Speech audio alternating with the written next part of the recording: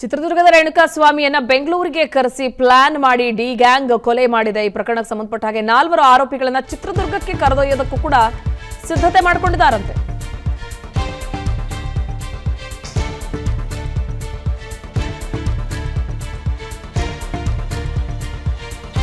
ಆ 4 ಆರೋಪಿಗಳನ್ನ ಅಂದ್ರೆ ರಾಘವೇಂದ್ರ, ಕಾರ್ತಿಕ್, ಪವನ್, ನಂದೀಶ್ ಈ 4ರನ್ನು ಬೆಂಗಳೂರು ಪೊಲೀಸರು ಚಿತ್ರದುರ್ಗಕ್ಕೆ ಕರ್ಕೊಂಡು ಹೋಗಕ್ಕೆ ಸಿದ್ಧತೆ ನಡೆಸಿದ್ದಾರೆ. ಸ್ಥಳ ಮಹಜರಿಗೆ ಅಂದ್ರೆ ರೇಣುಕಾಸ್ವಾಮಿಯನ್ನ ಅಪಹರಿಸಿದ್ದ ಆರೋಪಿಗಳು ಇವರೆಲ್ಲರೂ ಕೂಡ ಕಿಡ್ನಾಪ್ ಮಾಡಿ ಕೊಲೆ ಮಾಡಿದ್ರು. ಹೀಗಾಗಿ ಚಿತ್ರದುರ್ಗಕ್ಕೆ ಕರೆದೊಯ್ದು ಪೊಲೀಸರಿಂದ ಅಲ್ಲಿ ಹೇಗ್ ಕರ್ಕೊಂಡ್ ಬಂದ್ರು, ಎಲ್ಲಿ ಕಿಡ್ನಾಪ್ ಮಾಡಿದ್ರು ಅನ್ನೋದ್ರ ಸ್ಥಳ ಮಹಜರನ್ನ ನಡೆಸ್ತಾರೆ.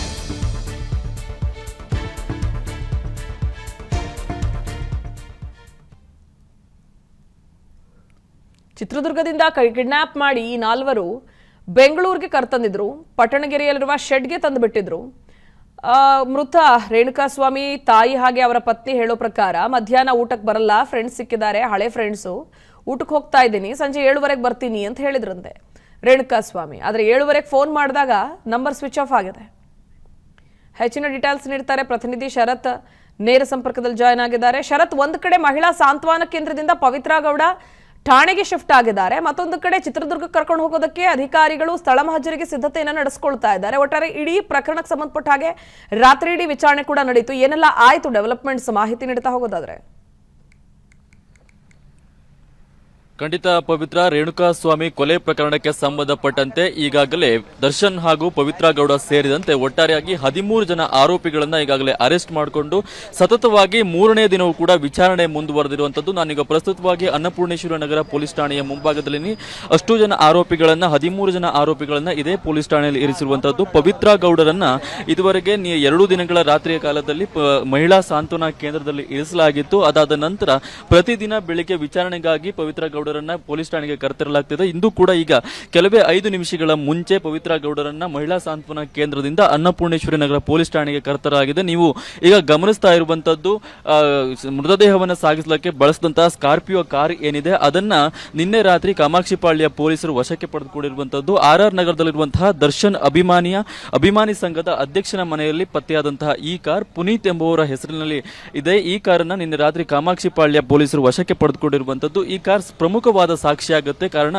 ಪಟ್ಟಣಗೆರೆಯ ಶೆಡ್ ನಿಂದ ಮೃತದೇಹವನ್ನ ಏನು ಸತ್ವ ಅನುಗ್ರಹ ಅಪಾರ್ಟ್ಮೆಂಟ್ ಬಳಿಯ ರಾಜಕಾಲುವೆಗೆ ಸಾಗಿಸಲಾಗಿದೆ, ಅಲ್ಲಿ ಬಿಸಾಡೋದಕ್ಕೋಸ್ಕರ ಸಾಗಿಸಲಾಗಿದೆ ಅಂತ ಏನು ಹೇಳಲಾಗ್ತಿತ್ತು, ಅದೇ ಕಾರಣ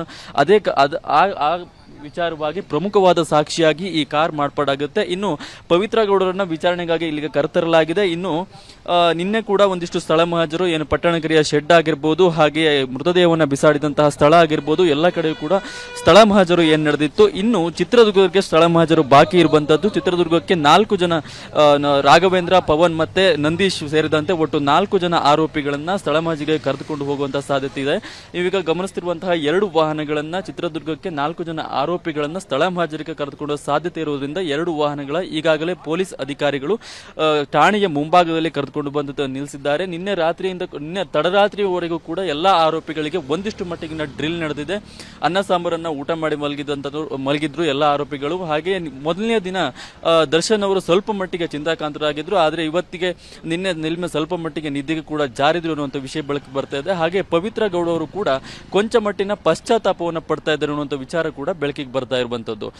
ಈಗೇನು ಸದ್ಯಕ್ಕೆ ಈಗ ಸಮಾಜದಲ್ಲಿ ಈ ರೀತಿಯಾದಂತಹ ವಿಚಾರಗಳನ್ನು ಹರಿದಾಡ್ತಾ ಇದೆ. ಹಾಗೆಯೇ ದರ್ಶನ್ ಅವರಿಗೆ ನಾನು ಈ ವಿಚಾರವನ್ನು ಹೇಳಬಾರ್ದಾಗಿತ್ತು, ಅಥವಾ ನಾನೇ ಪೊಲೀಸ್ ಕಂಪ್ಲೇಂಟ್ ಅನ್ನು ಕೊಟ್ಟಿದ್ರೆ ಈ ವಿಚಾರ ನಮ್ಮ ಸಾಲ್ವ್ ಆಗ್ತಾ ಇತ್ತು, ಅಥವಾ ಪೊಲೀಸ್ ಕಾನೂನಿನ ಮುಖಾಂತರವಾಗಿ ಸಾಲ್ವ್ ಆಗ್ತಾ ಇತ್ತು. ದರ್ಶನ್ ಅವರಿಗೆ ಹೇಳಿದ್ರಿಂದ ಈ ರೀತಿಯಾಗಿ ನಾವು ಆರೋಪಿಗಳಾಗಿ ಪೊಲೀಸ್ ಕಸ್ಟಡಿಯಲ್ಲಿ ಇರಬೇಕಾದಂತಹ ಪರಿಸ್ಥಿತಿ ಎದುರಾಗಿದೆ ಅನ್ನುವಂಥ ರೀತಿಯಲ್ಲಿ ಪಶ್ಚಾತ್ತಾಪವನ್ನು ಕೂಡ ಪಡ್ತಾ ಇರುವಂತದ್ದು ಪವಿತ್ರ ಗೌಡ ಅವರು. ಪ್ರತಿಭಾ, ಥ್ಯಾಂಕ್ ಯು ಡೀಟೇಲ್ಸ್ಗಾಗಿ.